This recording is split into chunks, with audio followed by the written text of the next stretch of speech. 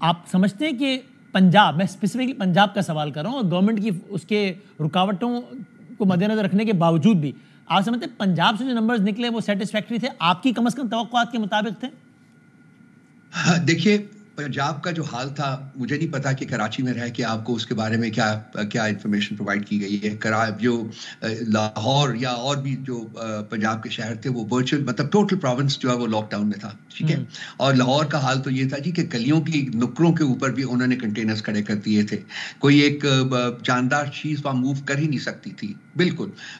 पुलों को उन्होंने बंद कर दिया था, रावी को बंद कर दिया था, चनाब को बंद कर दिया था, जेलम को बंद कर दिया था, मोटरवेज जो है उनको बंद कर दिया था, एक्सप्रेसवेज को बंद कर दिया था, मेन जो रोड्स हैं, आर्टरीज हैं जो है छोटी या बड़ी, उन सबको बंद कर दिया था, खंदकें खोदी थी उन्होंने वहां। क्या क्या मतलब कितना कुछ आप गिनवाएंगे। उसके बावजूद भी हमारे लोग वहां से निकले हैं, छोटी छोटी टोलियों में निकले हैं, यहाँ पहुंचे हैं। और वो अब वो आज वहां से पता चला था कि बहुत से लोग निकल आए हैं, लेकिन अनफॉर्चुनेटली रात को जो इंसिडेंट हो गया था उसके बाद उनको यहाँ पहुंचना जो है वो मेरा ख्याल है कि वो काउंटर प्रोडक्टिव होगा।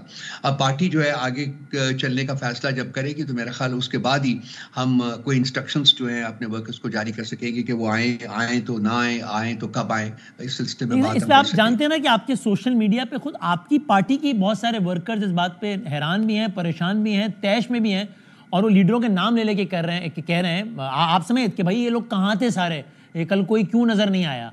और शेख वकास अकरम साहब जो सेक्रेटरी तलात है, इसमें उन्होंने ऑन रिकॉर्ड कहा है कि मैं वो वाहिद रहनुमा हूँ जिसको पार्टी की तरफ से जिम्मेदारी दी गई थी कि आपने नहीं निकलना, बल्कि आपने बीइंग सेक्रेटरी इन्फॉर्मेशन मीडिया को इन्फॉर्म करना है। मेरे अलावा अगर कोई भी रहनुमा कल नहीं था तो फिर उसका पार्टी से ताल्लुक नहीं है, बल्कि he went to the extent of saying कि कोई खान की कॉल के बावजूद भी कल नहीं निकला तो फिर जहन्नुम में जाए वो। बदामी साहब, इस बारे में भी आज डिस्कशन हुई है और ये एक इंक्वायरी की जाएगी और ये देखा जाएगा कि कौन कौन सा पार्टी लीडर वहाँ मौजूद था और कौन कौन सा पार्टी लीडर मौजूद नहीं था। और जो लोग मौजूद नहीं थे उसके बारे में पार्टी जो है वो फैसला करेगी। वो भी हम आपको पब्लिक करेंगे जी जब ये इंशाल्लाह ताला फैसला होता है। तो आप शिरकत कर पाए थे कल?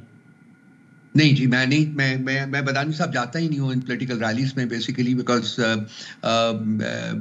मैं जो अपने जो और बाकी काम होते हैं पार्टी के वो करता हूँ जी। कभी कभी मैं चला जाता हूँ, लेकिन कल की रैली में मैं नहीं था जी, कब मैं मौजूद नहीं था जाती तौर के ऊपर। तो फिर होता है पार्टी के सपोर्टर का गुस्से का रुख आपकी तरफ भी हो जाए कि देखिए साहब आप भी नहीं है।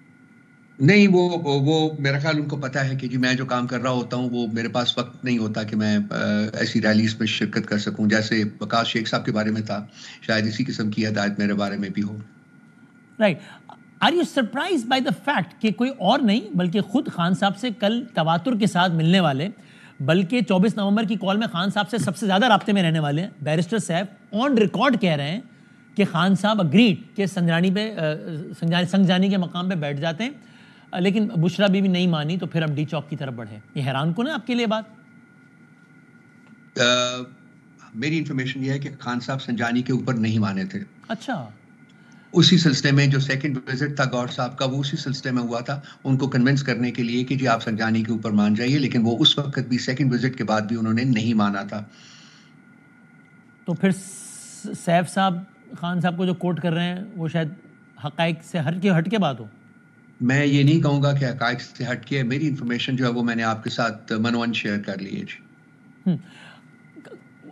कल एग्जैक्टली क्या हुआ सर, ये आपके इल्म है? क्योंकि मैं अगर खुलासा बताऊं बहुत सारी वीडियोस का, आपके लोगों से बातचीत का, उन रिपोर्टर्स से गुफ्तगू का जो कि कल वहां पर थे, तो वो ये कि काफिला बढ़ता रहा। बुशरा साहिबा कहती रही कि हम डी चौक जाएंगे, यहाँ तक कि एक स्टेज ऐसी आ गई कि जहाँ पे फिर काफिला आके रुक गया और फिर उस वक्त वर्कर्स क्लूलेस थे कि अभी आगे किधर जाना है। कंटेनर भी आके रुक गया।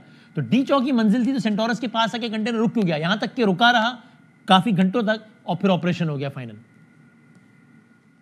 देखिए, कल सारा दिन जो था, ये जो बात सैफ साहब ने की है, ये कल सारा दिन यही कोशिश हो रही थी कि हुकूमत ने ऑल्टरनेट साइट जो थी हमें वो ऑफर की थी। हाँ। और लेकिन हम जो रैली के ऑब्जेक्टिव्स थे, अपनी जो रैली थी उसके ऑब्जेक्टिव्स को सामने रखते हुए हमने ये फैसला किया था कि जो संजानी है वो एक अप्रोप्रिएट जगह नहीं है, और वहाँ अगर हम जाएंगे तो जो हमारा पर्पस है इस रैली का वो डिफीट हो जाएगा, वो हम हासिल नहीं कर सकेंगे। कंसिक्वेंटली जो मेजॉरिटी ऑफ पीपल थे उनकी राय यही थी कि जी हम संजानी नहीं जाएंगे। डी चौक में जाने का भी हमने फैसला किया था कि नहीं अभी जाना, और हमने ये कहा था जी कि हम इस्लामाबाद में वहाँ एंटर करके जो किसी जगह जो है वहाँ रोकेंगे, रैली को रोकेंगे। ओके। और यही हुआ, रैली को रोका जिसका जिक्र आप भी कर रहे हैं। लेकिन उसके बाद क्या हुआ, किस तरीके से रैली जो है वो अंदर चली गई, उसके बारे में भी इंक्वायरी करके ही हम उसके डेफिनेटिव जो वजूहात हैं उसका उसका उसका उसका फैसला कर सकेंगे। और हुआ यही कि फिर वो मतलब डी चौक की तरफ वो रैली बढ़ी और काफी नजदीक वहां पहुंच गई, वर्चुअली पहुंच गए थे वो, डी चौक पे भी बहुत से लोग पहुंच गए थे हमारे।